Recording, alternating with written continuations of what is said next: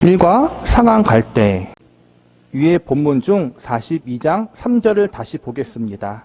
이 부분은 지금부터 추적하려는 주제, 곧 구원 그 이후의 요점에 해당합니다. 상한 갈대를 꺾지 아니하며 꺼져가는 등불을 끄지 아니하고 진리로 공의를 베풀 것이며, 이 말씀을 중심으로 첫 강해를 시작해서 앞으로 몇 장에 걸쳐 신앙 성숙에 관한 문제를 보다 깊게 다루어 보려고 합니다. 우리가 예수를 믿고 난 후 신앙생활을 하는데 가장 큰 숙제는 성장에 관한 문제입니다. 예수 믿는 사람에게 가장 큰 병이 있다면 우리가 믿는다고 고백하는 것이 우리에게 아무런 힘이 되지 않는다는 것입니다. 예를 들면 우리가 예배의 순서에 따라 고백하는 사도신경이 그렇습니다. 전능하신 하나님, 천지를 창조하셨다고 믿는다. 예수님은 우리를 구원하기 위해서 성령으로 잉태하여 이 땅에 오셨다는 것을 믿는다. 우리의 죄 때문에 그를 죽이셨고 그가 부활하셨다는 것을 믿으며 나중에 다시 오셔서 우리를 심판할 것임을 믿는다. 우리는 적어도 이 정도를 믿고 있습니다.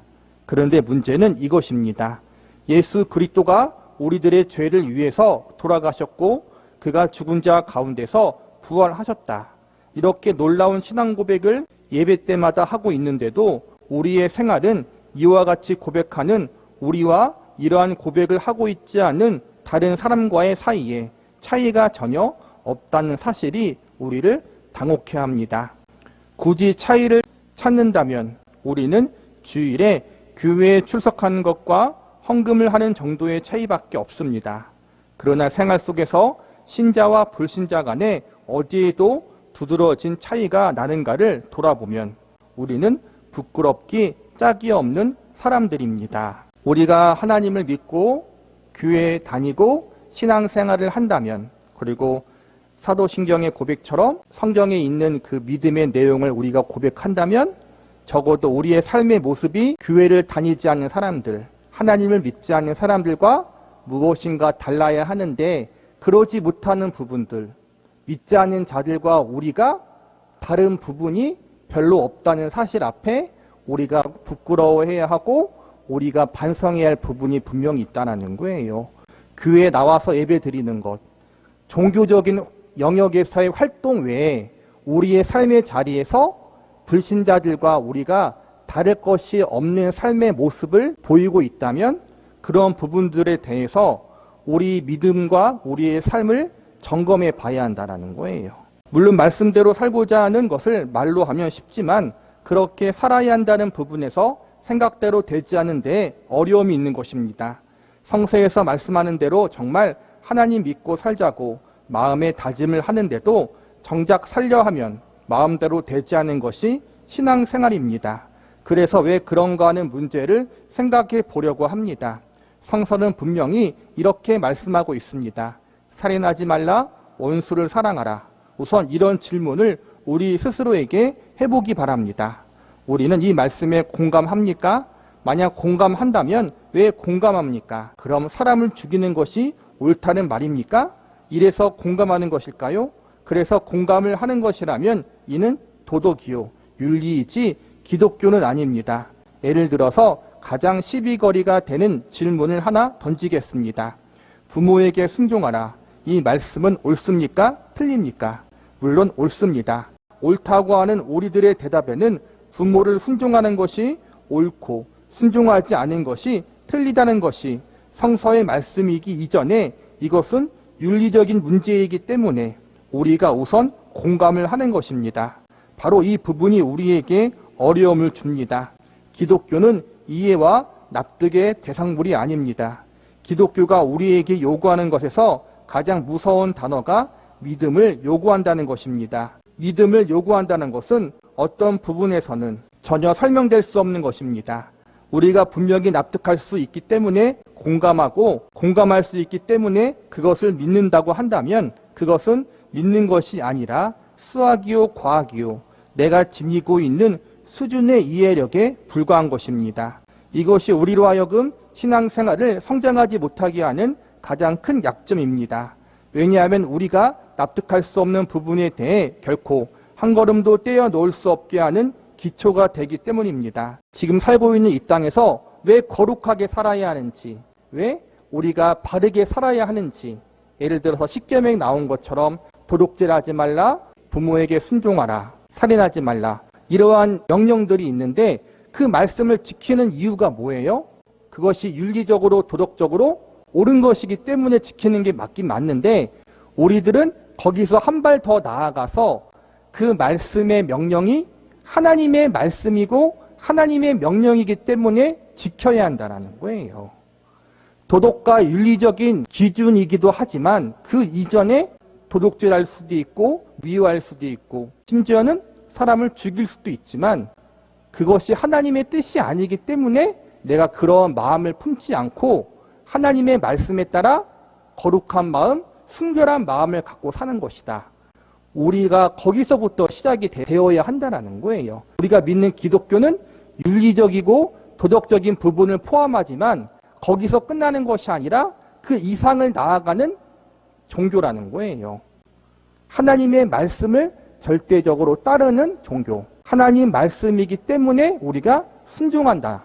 내가 납득하고 이해가 가기 때문에 하는 것이 아니라 하나님의 말씀이기 때문에, 내가 하나님의 백성이고 자녀이기 때문에 그 말씀의 명령에 따라서 내가 순종하며 살아가는 것이다.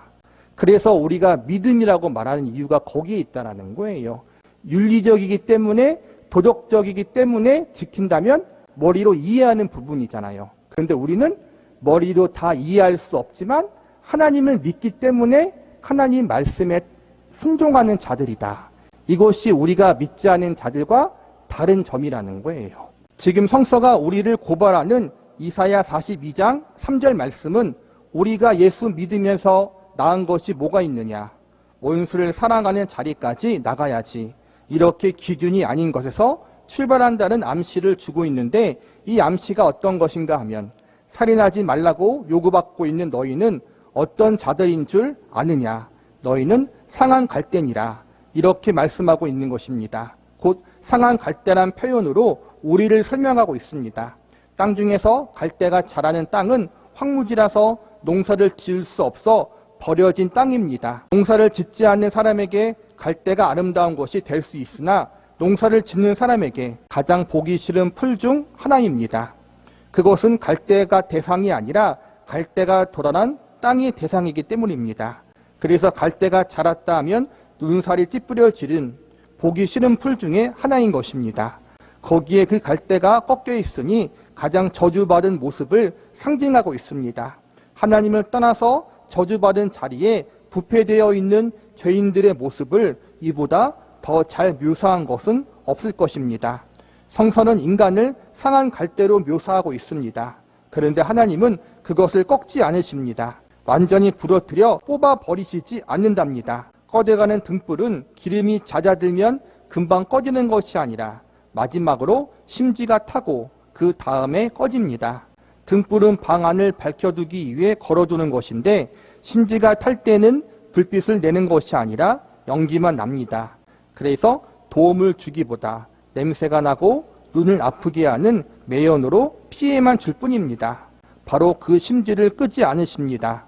놔두기만 해도 꺼지는데 끄지 않으신다는 것은 꺼져가는 것을 방치하지 않으신다는 뜻도 됩니다. 성서가 말하는 것과 우리가 생각하는 것이 얼마나 거리가 먼가 하면 바로 이 지점에서 설명하는 것만큼 거리가 멉니다. 하나님으로부터 살인을 하지 말라, 원수를 사랑하라고 요구받고 있는 우리가 바로 상한 갈대요 꺼져가는 심지라고 말씀하고 있습니다. 온 누리를 비치라, 너희는 세상의 소금이요 너희는 세상의 빛이다라고 하시면서 또 너희는 상한 갈대요 너희는 꺼져가는 등불이라고 지적합니다. 말도 안 되고 연결시킬 수 없는 두 극단입니다. 너희는 세상의 소금이라, 너희는 세상의 빛이라고 요구하시고 그렇게 되어야 한다고 명령하시는 하나님이 우리를 가리켜 꺼져가는 심지요 상한 갈대라고 선언하십니다. 이 시점에서 쳐다보는 하나님의 요구는 성취 불가능한 요구들입니다.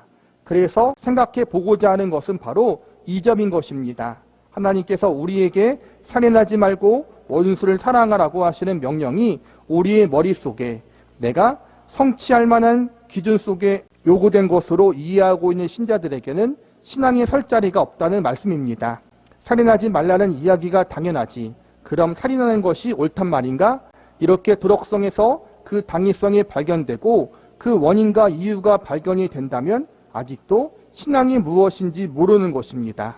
신앙이란 할 수 없는 갈등을 느끼는 사람에게 드디어 생겨나는 것입니다. 상한 갈대여 꺼져가는 심지가 본래 우리의 상태를 말하는 건데, 약하고 부족하고 쓸모가 없어 보이는 상태가 상한 갈대고 꺼져가는 심지에 있는 우리의 상태를 말하는 거예요.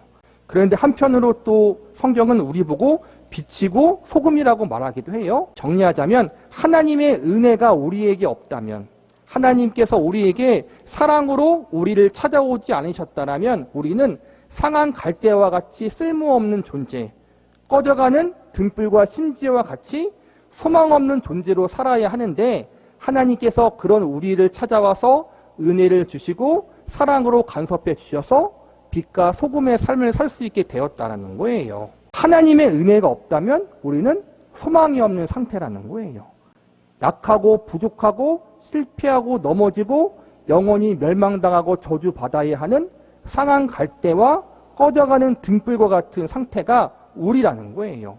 그렇기 때문에 우리의 이러한 본래적 상태를 먼저 인식해야지 우리에게 주신 하나님의 은혜가 얼마나 큰 것인지 알 수 있다는 거예요. 우리 스스로 하나님이 원하시는 빛과 소금의 자리, 하나님이 원하시는 하나님의 말씀에 따라가는 거룩한 삶을 우리 스스로는 살아갈 수 없어요. 내가 내 힘과 능력으로 할 수 없다라는 거예요. 하나님이 은혜를 주셔야만 그렇게 살아갈 수 있다라는 거예요. 그래서 우리가 갈등이 뭐냐면은 상한 갈대와 꺼져가는 등불과 같은 나의 이 부족하고 절망적인 상태에 있는 내가 어떻게 빛과 소금으로 하나님이 원하시는 그러한 믿음의 성숙한 삶의 자리로까지 나아갈 수 있을까라는 고민과 갈등이 우리 안에 있을 수밖에 없다라는 거예요. 이런 고민이 없는 사람들은 신앙생활에 대해서 진지하게 생각해 본 적이 없는 사람, 철이 없는 사람이라고 할 수도 있겠죠. 나의 본래적인 절망적인 상태와 하나님이 원하시는 그 상태의 간격이 있는 괴리적인 상태에서 갈등을 겪으면서 내가 어떻게 해야만 하나님이 원하시는, 하나님이 기뻐하시는 자리에까지 갈 수 있을까? 내가 어떻게 해야만 하나님이 원하시는 하나님 백성과 자녀로서의 삶을 살 수 있을까?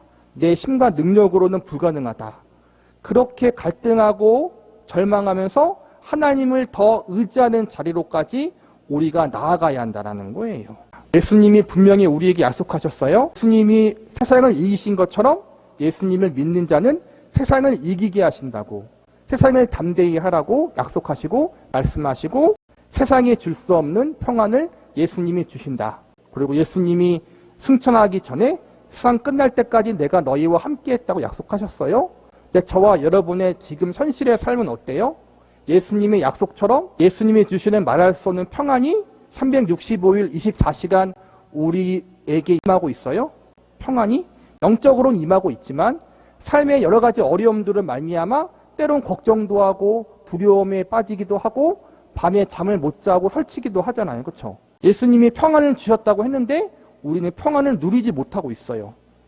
그리고 예수님이 우리와 세상 끝날 때까지 함께 하신다고 약속하셨는데 예수님이 나와 함께 하지 않은 것처럼 느껴질 때가 많이 있어요. 세상을 승리하게 하신다고 했는데 내가 세상에 승리하기보다는 실패하고 있는 것 같아요. 우리의 이러한 현실적인 상태를 볼 때 하나님과 예수님의 약속이 진짜 실현될까라는 그러한 고민이 된다는 거예요. 그래서 어떤 사람은 하나님의 약속과 예수님의 약속이 진짜가 아니다라고 그것을 다 포기해버린 사람도 있고, 또 어떤 사람은 그래도 하나님을 믿고 나아가야지라고 하는 사람이 있어요. 우리의 상태는 지금 어떠한가? 갈등이 있을 거예요. 우리의 신앙생활은 이러한 갈등의 연속이라는 거예요. 마냥 좋은 게 아니라 정말 하나님의 약속이 내 삶 가운데 실현되는 게 현실적으로는 불가능해 보여요. 그런데도 불구하고 그게 하나님의 약속이기 때문에 내가 붙들며 나아가야 하는데 현실이 녹록지 않아서 내가 자꾸 흔들리는 상황 가운데 있어요. 그 가운데 내가 믿음으로 바로 서기 위해서 몸부림치는 그러한 삶의 긴장 관계 속에 우리가 지금 있다라는 거예요.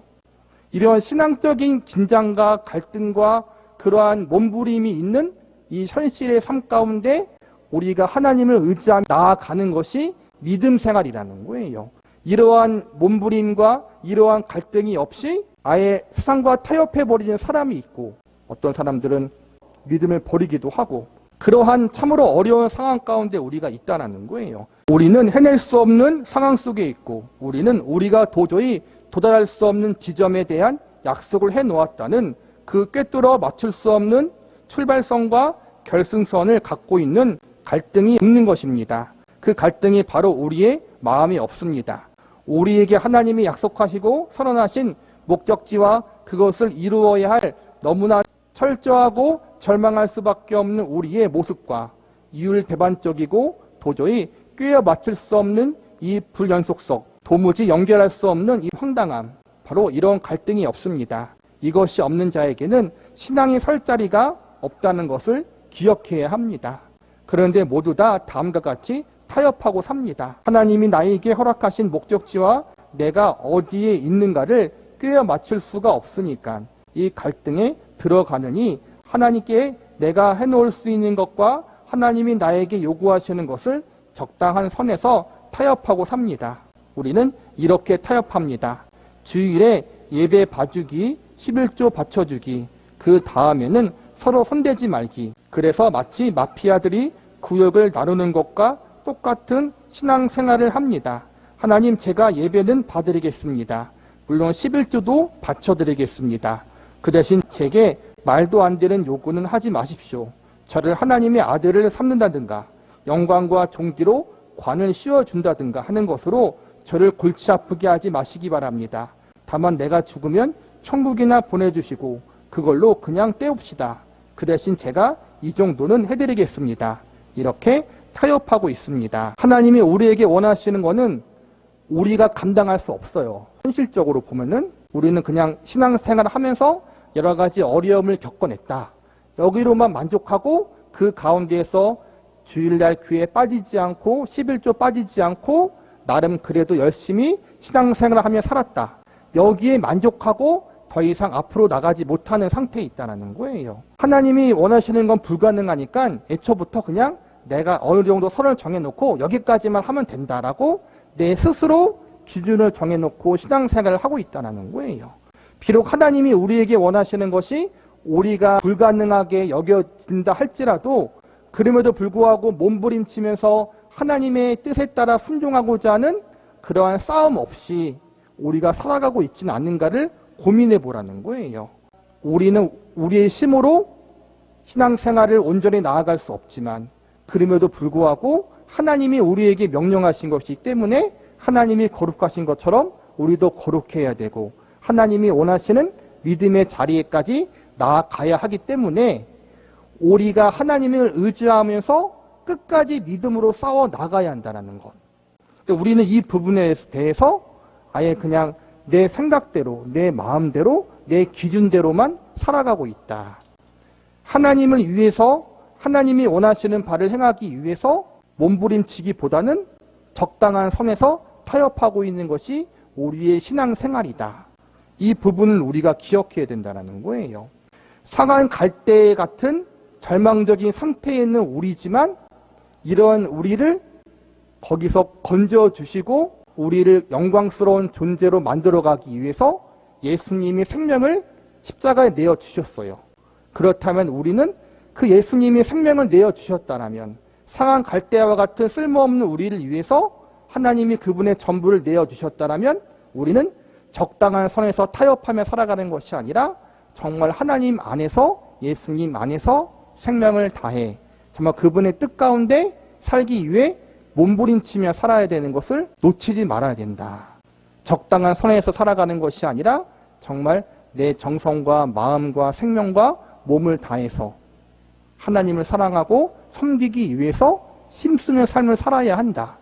거기에 미치지 못한다 할지라도 그게 하나님 뜻이기 때문에 내가 그 방향을 향해서 끝까지 은혜를 의지하며 나아가야 한다. 이것이 우리의 자리라는 거예요. 성도로서의 자리.